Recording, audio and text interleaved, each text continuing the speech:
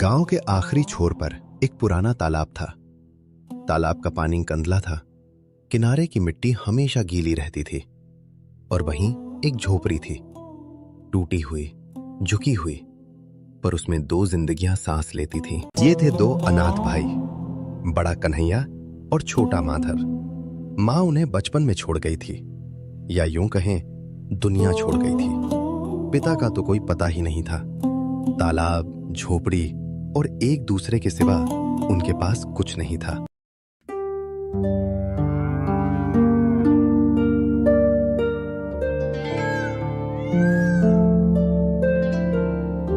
कन्हैया रोज सुबह तालाब में जाल डालता, छोटी मोटी मछलियां पकड़ता और गांव में बेच आता।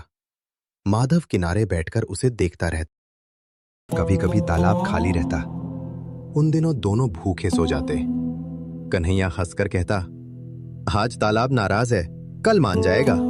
पर रात में वो चुपचाप तालाब के पानी को देखता रहता, जैसे उससे कुछ मांग रहा हो।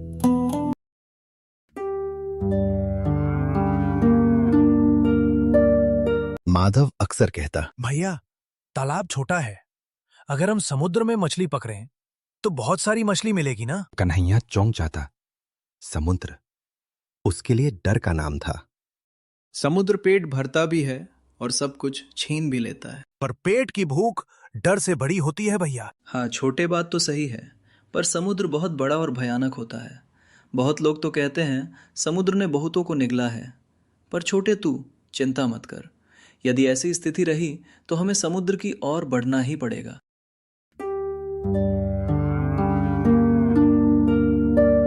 दोनों भाई समुद्र की ओर चल पड़ते हैं।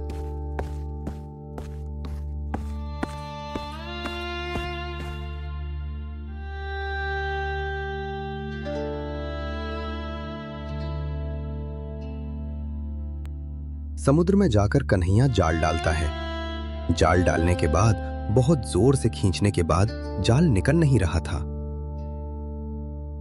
बहुत ज्यादा संघर्ष के बाद जब जाल बाहर आया तो उसमें हीरे का एक घड़ा फंसा हुआ था। समुद्र से हीरे का घड़ा मिलने के बाद दोनों भाई उसे लेकर अपने कुटिया में चले आते हैं। दोनों भाई बैठे थे, तभी माधव कहता है, भैया, अब तो हम अमीर हो जाएंगे ना। अब हमें मछली पकड़ने की जरूरत नहीं पड़ेगी।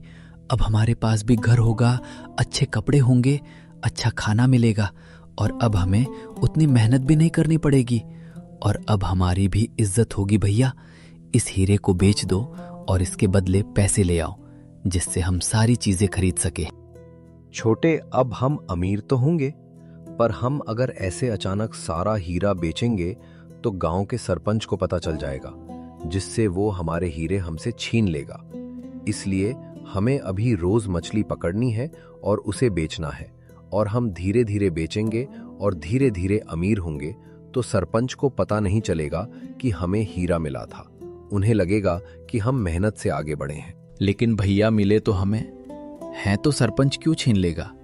उस पर हम लोगों का अधिकार है ना।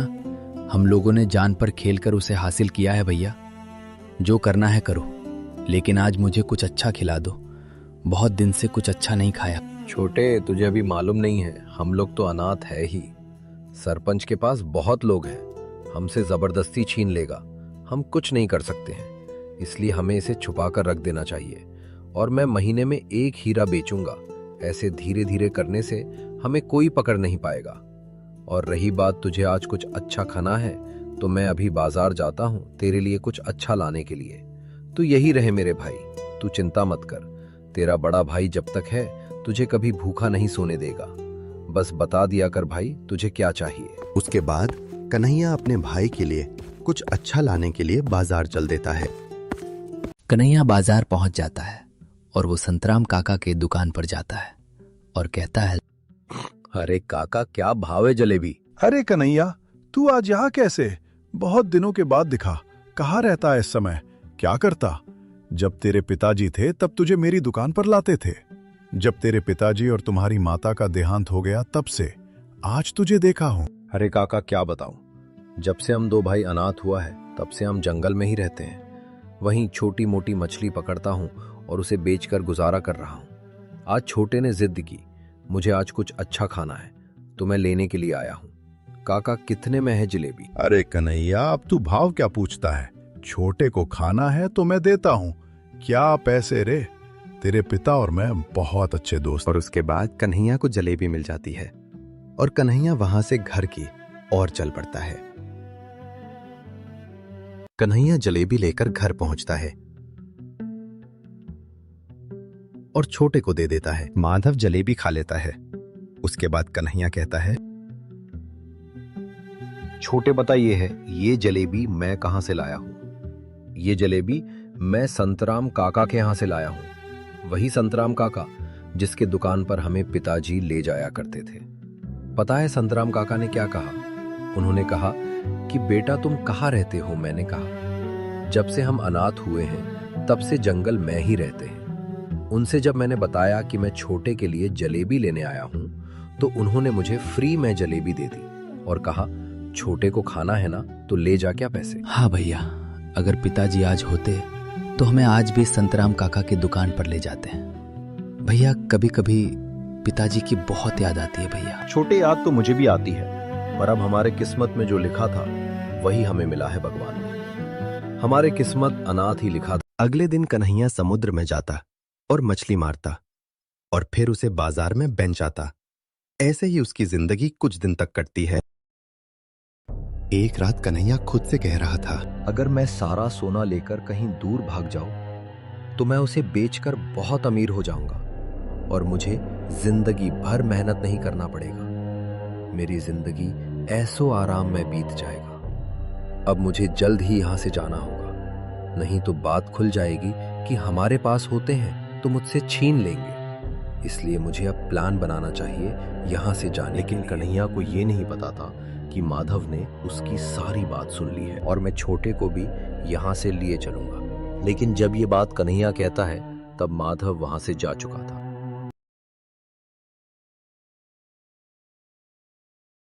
भैया कब तक हम ऐसे ही जीवन काटेंगे?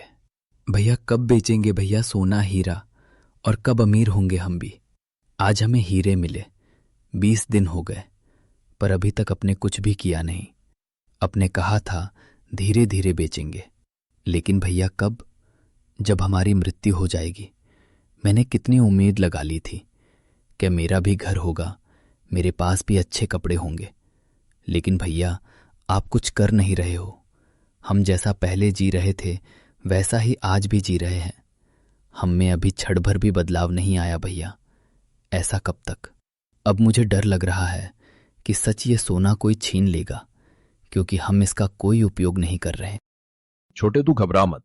जैसे हमने इतने दिन काटे, कुछ दिन और कट लें तो कुछ फर्क नहीं पड़ने वाला है, क्योंकि इससे पहले हमारी जिंदगी ऐसी ही थी ना छोटे। मैं सही समय का इंतजार कर रहा हूं, क्योंकि हमने अगर एक भी गलती की तो सारा सोना चला जाएगा। इसलिए हमें सावधानी पूर्वक काम लेना चाहिए। और तू चिंता मत कर मेरे भाई, बस जल्द ही मैं कुछ जुगाड़ करके सोना बेच दूंगा, फिर हम भी अमीर हो जाएंगे। लेकिन हमें सही समय का इंतजार करना होगा। ये कोई छोटी चीज नहीं है भाई, इसके लिए लोग जान भी ले लेते हैं और कईयों दे भी देते हैं।